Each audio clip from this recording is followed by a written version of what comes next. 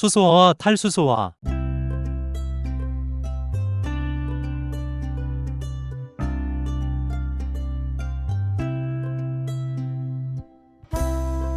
수소화와 탈수소화는 유기화학 및 석유화학 공정에서 가장 핵심적인 산화와 환원 반응입니다. 두 반응은 서로 가역적인 관계에 있으며 수소 분자 H2가 첨가되느냐 혹은 이탈하느냐에 따라 결정됩니다. 수소화는 유기 화합물, 특히 이중결합의 불포화 결합을 가진 화합물의 수소 분자를 첨가하여 단일 결합의 포화 상태로 만드는 반응입니다. 수소화는 발열 반응으로서 결합이 형성되면서 에너지를 방출합니다. 이 반응은 기존의 파이 결합이 끊어지고 더 안정한 시그마 결합이 형성되는데, 이 과정에서 에너지가 방출되기 때문에 발열 반응이 됩니다. 일반적으로 니켈, 팔라듐, 백금과 같은 금속 촉매가 사용됩니다. 수소화의 대표적인 예는 첫째, 유지의 고형화로서 식물성 액체 기름, 특히 불포화 지방산이 많은 유지의 수소 분자를 첨가하여 마가린이나 셔트닝 같은 고체 지방으로 만드는 공정입니다. 둘째, 알켄의 알카너로서 이중결합을 가지는 에틸렌의 수소 분자를 첨가하여 단일 결합의 에탄을 생성합니다. 위의 그림은 금속 촉매, 예를 들어 백금, 팔라듐 표면에서 일어나는 알켄의 수소화 반응 메커니즘을 3단계로 보여줍니다. 금속 촉매 표면의 수소 분자가 각각의 2개의 수소 원자로 해리되어 금속에 흡착됩니다. 동시에 반응성이 높은 에틸렌과 같은 알켄 분자가 이중결합을 통해 표면에 흡착됩니다. 표면에 흡착된 알켄의 한쪽 탄소 원자에 근처의 수소 원자 하나가 이동하며 결합을 형성합니다.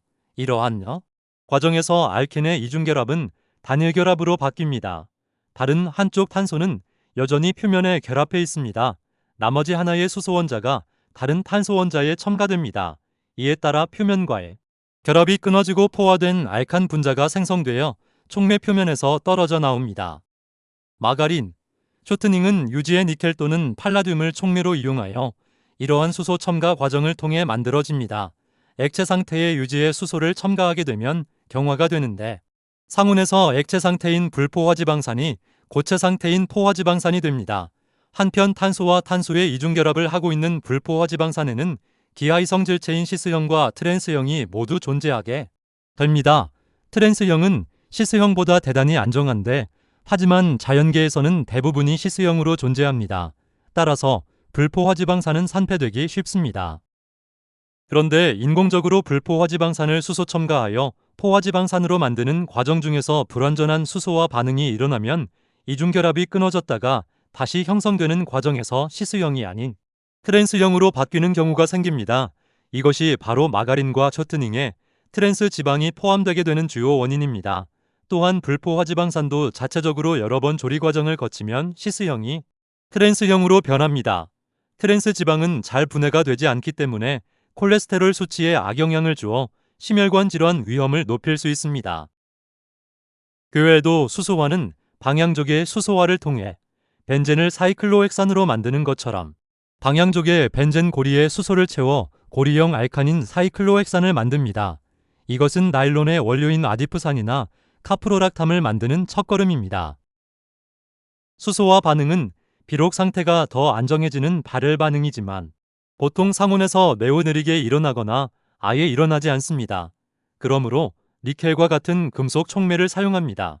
금속 촉매는 수소 분자와 유기 화합물을 자신의 표면에 흡착시켜 수소 분자의 수소와 수소 간의 공유 결합을 약화시킵니다. 금속 촉매는 반응 경로를 변경시키며 활성화 에너지를 낮추어 줍니다. 덕분에 상대적으로 낮은 온도나 압력에서도 반응이 원활하게 진행될 수 있습니다.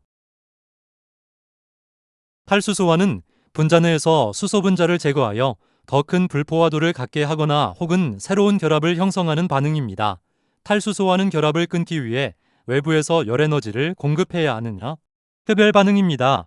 대개 고온 조건과 특수 촉매를 사용, 예를 들면 산화철, 크롬 등의 환경에서 진행됩니다.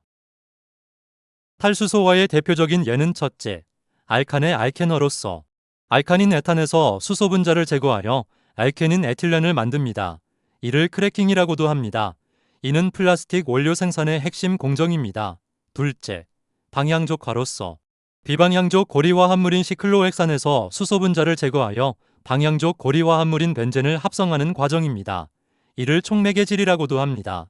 셋째, 메탄올의 포르말데히드화로서 메탄올에서 수소를 제거하여 이중결합을 가지는 포르말데히드를 만듭니다.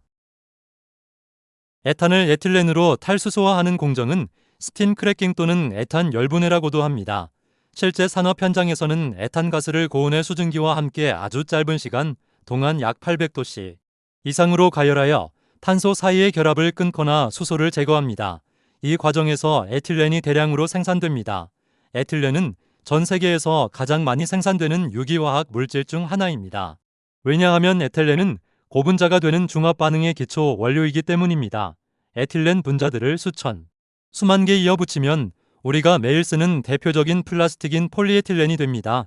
뿐만 아니라 PVC 파이프, 에틸렌 글리콜 부동액, 스티렌 스티로폼의 원료 등 수많은 화학 제품이 에틸렌으로부터 만들어집니다. 이 반응은 에너지 집약적 반응으로서 열을 흡수하는 흡열 반응이므로 탄소와 수소 결합을 끊어야 하기 때문에 엄청난 양의 에너지가 소요됩니다. 탈수소와 반응 중 하나로서 시클로헥산을 방향족인 벤젠으로 만드는 반응을 촉매개질이라고도 합니다. 촉매개질은 탈수소화를 거쳐 추가되는 공정으로서 석유 정제 과정에서 백금과 같은 고가의 금속 촉매를 사용하여 일어납니다. 원유를 증류해서 얻은 나프타 성분 중 시클로헥산과 같은 고리형 알칸들을 방향족 화합물로 바꾸는 것이 주요 공정입니다. 벤젠은 톨루연, 자일렌과 함께 BTX라 불리는 방향족 화합물의 핵심 기초 원료입니다. 벤젠은 나일론, 의류, 합성고무, 타이어, 플라스틱, 각종 염료, 의약품, 세제 등의 다양한 분야에서 원료가 됩니다. 즉, 방향족 고리 구조를 가진 모든 인공화학 합성 물질의 출발점이라고 볼 수 있습니다. 또한 촉매개질은 단순히 벤젠을 얻는 것뿐만 아니라 자동차 연료인 가솔린의 옥탄가를 높이는 데도 중요합니다.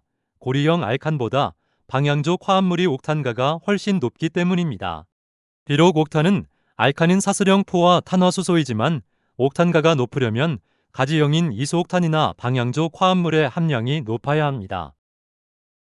탈수소와 반응에서 발생하는 부산물인 수소가스도 가치 있는 원료입니다.